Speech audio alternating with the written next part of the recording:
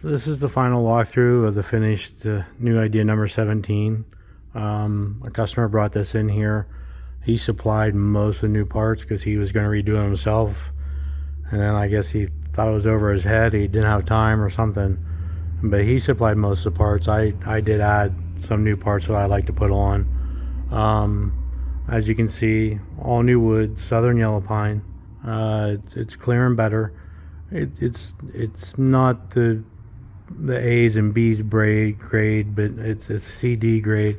So there are a couple little knots in it, not a lot, but a couple. So we'll start. So basically, I checked out all the frame, the angle irons that go across underneath the floor. I had to put a couple new L brackets on there, and I think I did 5.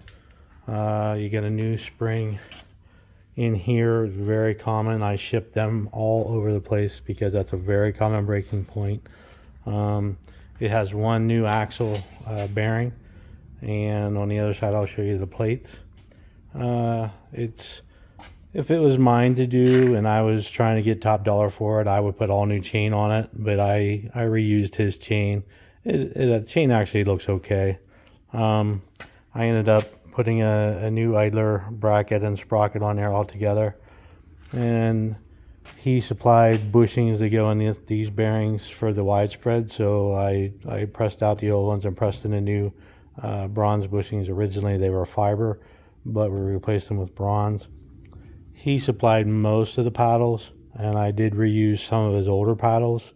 Again, if I was redoing it for a top dollar spreader, I would put all new paddles on. I wouldn't reuse the old paddles. He also supplied the cylinder bars and the shaft, and a new shaft for the web shaft.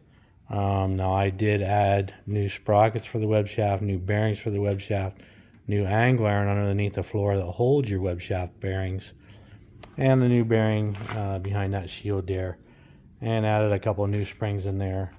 And his widespread shaft was bent, so that took a little bit more because I had to take all the paddles off to get straightened out.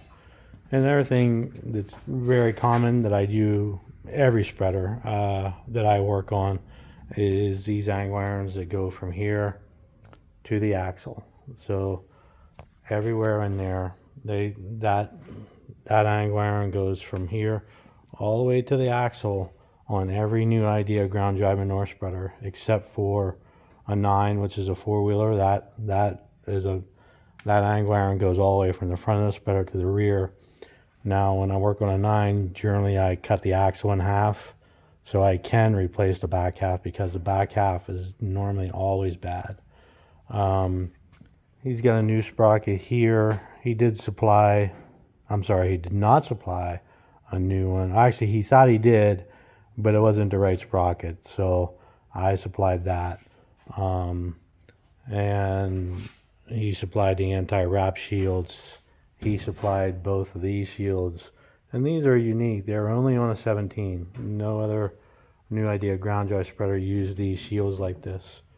And then another thing he did not supply, if you look in there, you'll see some green. That is a new axle plate that actually holds the bearing away from your floor. That's a pretty common piece for me to do when I put new idea manure spreaders together. So one thing that saved him a lot of money, and he didn't have to buy or anything, was the shields. These top shields are actually pretty good. This shield's got a little issue there, but it's not going to hurt the shield whatsoever. And he did put a new shield on the other side, and they actually supplied some shields off at number 12, but they don't work on a 17. But he did supply the correct shields also, so he's got a couple of shields left over. And he also supplied a new apron chain, and apron chains right now are pushing around $600, so that's not a cheap thing. The top rails, they're actually the used ones. They weren't made really good, so there's actually a pretty good gap in between the wood and the side. That's not a big deal. It's just there's two ways to look at it. Number one, as long as it doesn't get clogged up, it actually gives some place for it won't hold moisture It won't hold manure, it won't hold other stuff in there that'll eventually rot the wood away and the sides away. But yeah, they could have been made a little bit better. I think what happened is this space here, this space right here, was a little too wide. So when you bolted them to the frame, this actually stuck out into the spreader a little too wide. So if they would have made it like a 1/4 inch narrower, that would have been perfect. The ones I have made, the guy does a really good job for me, and I'm usually pretty happy with them. They're not cheap, but it's necessary for this spreader. The 18, the 17, and 206 all have this top rail like this. Another thing I don't typically do, but he supplied it. He wanted a belt there to fill that gap in there. I just think it's a waste of time. I suppose if you're running manure or something like that, it's worth it. But for the most part, people don't ask for it. People really don't want it. The other thing we supplied was new idler sprockets and new idler brackets for the web chain. So that's basically going to be a semi-rebuilt New Idea manure spreader. I would have went a little farther again if it was mine, and I wanted to get top dollar for the spreader. But this is a good. There's no reason to change the stuff other than to say that you changed it. So again, it's just when you put some new stuff on there, it just takes any doubt away from having problems, especially in the chains. The chains are the big thing. Not to do the chains. That's kind of a big deal in my mind. But that chain right now, just on this side alone, it's pushing $100. So I understand not wanting to replace it. He didn't tell me not to. It's just I stretched out a new chain and I stretched out this one, and there was very little wear lengthwise on this one. So that's why I didn't change it. And the paddles, really there's no reason to put new ones on there. But again, if I sell a rebuilt manure spreader, it's pretty hard for me to say, well, it's 10 paddles, I put 7 new ones on and 3 used ones. Well, why put 3 used ones on? So that's it.